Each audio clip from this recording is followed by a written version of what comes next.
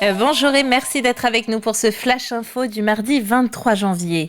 Une double inauguration pour Vendéo. D'abord les nouveaux locaux situés à La Roche-sur-Yon, mais aussi et surtout un nouveau service relations usagers ouvert depuis le 2 janvier. Vendéo est l'unique distributeur du département, mais pour l'heure, la majorité des usagers passent par des prestataires comme Suez ou Veolia. Les contrats avec ces derniers auront pris fin en 2030 et donc Vendéo récupérera la totalité des 435 000 abonnés vendéens. Comment mettre en place une relation avec l'usager qui fasse en sorte que Vendéo soit identifié, reconnu, connu, visible comme étant l'organisateur de la production, de la distribution de l'eau potable en Vendée. Et donc, nous en sommes arrivés à la conclusion que pour être identifié auprès des usagers, il nous fallait avoir une relation directe avec l'usager. Elle existait déjà, mais par l'intermédiaire de nos délégataires. Et donc Vendéo a décidé de créer un service relations usagers qui prenne en compte l'ensemble des éléments qui vont du compteur d'eau jusqu'au recouvrement de la facture. Et en plus de la plateforme téléphonique, un accueil physique est en place à La Roche-sur-Yon, Montaigu et Luçon. 32 recrutements ont été effectués. Des flottilles entières à l'arrêt au port de pêche. Il faudra s'habituer à cette image jusqu'au 20 février. Depuis hier, plusieurs dizaines de bateaux vendéens sont contraints de rester à quai pendant un mois. Des restrictions imposées par l'État dans le golfe de Gascogne pour limiter les captures accidentelles de dauphins. Les dérogations de bateaux équipés de moyens répulsifs ont été suspendues. Notre journaliste Grégoire de Châtillon s'est rendu au port des Sables d'Olonne. Ce lundi, le centre de marée des Sables d'Olonne était encore en pleine activité grâce aux poissons pêchés ce week-end. Depuis aujourd'hui, c'est toute la filière de la pêche qui est bousculée. Beaucoup de pêcheurs vont cesser leur activité et cela impacte beaucoup de mareyeurs, de poissonniers et toute la filière en fait de la pêche. C'est des bateaux de plus de 8 mètres qui sont interdits de pêche, donc des grosses unités qui ramènent plus de poissons.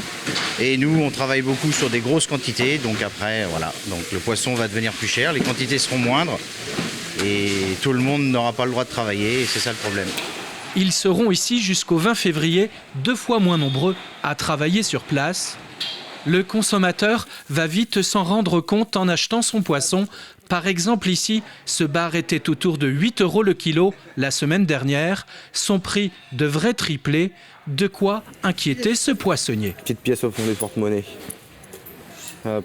Alors la différence c'est qu'on va avoir beaucoup moins de poissons sur des espèces ciblées telles que le bar, la sole, le merlan, le merlu. Vous voyez comme aujourd'hui, y a plein de gens qui ne sont pas venus, parce que pour eux, dans leur tête, c'est la fermeture de la pêche, donc pas de poisson. Un peu plus loin, ce poissonnier, lui, est plus confiant et compte sur l'adaptation du consommateur. Ça nous fait 6,37 s'il vous plaît. Tous les produits, nous, on les achète directement à la criée. Déjà, on va pouvoir se positionner en fonction de combien ça va être déjà à ce moment-là. Si jamais le merlu il vient à doubler du prix, ils vont se rabattre sur autre chose ou... Sur ça, je m'en fais pas trop. Pour préserver les dauphins, 450 bateaux français, dont 60 en Vendée, habitués à pêcher dans le golfe de Gascogne, se retrouvent désormais à quai pendant un mois. Un coup dur pour la filière de la pêche. Et la grogne prend de l'ampleur du côté des agriculteurs. S'associant aux actions nationales, la FDSEA et les jeunes agriculteurs de Vendée organisent des opérations péage ouvert cet après-midi à partir de 14h au péage de Boufféré et de Fontenay-le-Comte et ce mercredi 11h au péage des Herbiers et de Saint-Hermine. Le début d'une opération qui pourra se prolonger et se répandre si le gouvernement ne réagit pas, précisent les agriculteurs dans leur communiqué. La rentrée 2024 se prépare. Les établissements privés ouvrent leurs portes dès maintenant. C'est le cas du lycée Sainte-Marie-du-Port, des collèges Amiral Merveilleux du Vigneaud, mais aussi celui de Notre-Dame de Bourgenais. L'occasion de rencontrer les équipes, éducateurs, professeurs, mais aussi de découvrir les projets. Alors, la porte ouverte, ça permet de rencontrer les familles, les jeunes qui souhaitent s'inscrire au collège pour la rentrée 2024.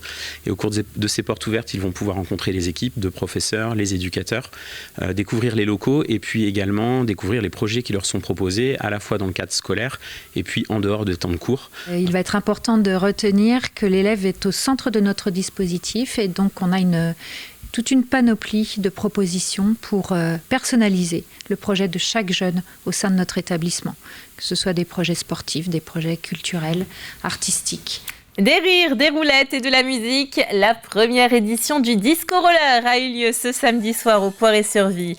Sur la piste Montparrière, vous attendez location de patins, lumière, DJ set et représentation de 2 groupes de compétition. Ce premier événement, organisé par le Poiré Roller, a attiré 160 personnes et parmi elles, notre journaliste en roue libre, Julie Morini. Ici se prépare une soirée particulière. Tout le monde chausse ses patins et c'est parti pour la disco roller.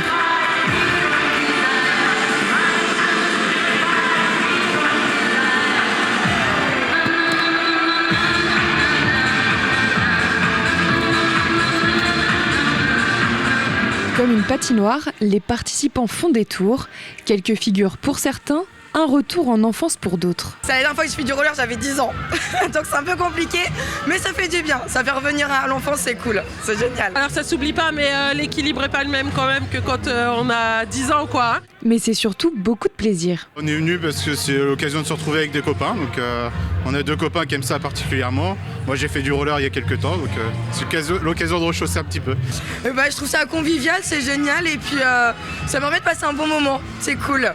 Et puis mes enfants faisant partie du club, ça me semblait sympathique de venir à une soirée comme ça. Une première édition qui a attiré plus de 150 personnes. Il faut dire que ce sport revient sur le devant de la scène. Ça a été pas mal mis en avant avec les émissions, les dessins animés un peu comme Soy Luna. Après, il y a eu pas mal de pubs, de clips où ils mettent en avant des patineurs et c'est vrai que ça revient pas mal à la mode. Laura est à l'origine de cette disco roller. Elle cherche à récolter des fonds pour son équipe de roller artistique du Poiré-sur-Vie. Nous, on a besoin de bénéfices pour après partir en compétition avec le groupe Show et avec aussi les futurs patineurs qui vont commencer le solo l'année prochaine. Moi, je fais du patinage de groupe. On va monter un numéro à 10, à 20 et on va le présenter en compétition avec un côté artistique, un côté technique, toute une chorégraphie et c'est ça que j'aime bien en fait. Il y a vraiment le côté technique et le côté artistique. Une soirée qui s'est passée comme sur des roulettes et qui ne manquera pas de revenir pour une 2e édition. À l'Île-Dieu se tenait ce dimanche le 2e tour de l'élection départementale partielle. Alors les résultats ont été serrés, mais la balance a finalement penché du côté de Laure Barraud avec 799 voix. Son adversaire Dominique Groisard, soutenu par la maire Carole Chariot, a obtenu 20 voix de moins. C'est la fin de ce flash. Merci de l'avoir suivi. Retour de l'actualité à 18h. Bel après-midi sur TV Vendée.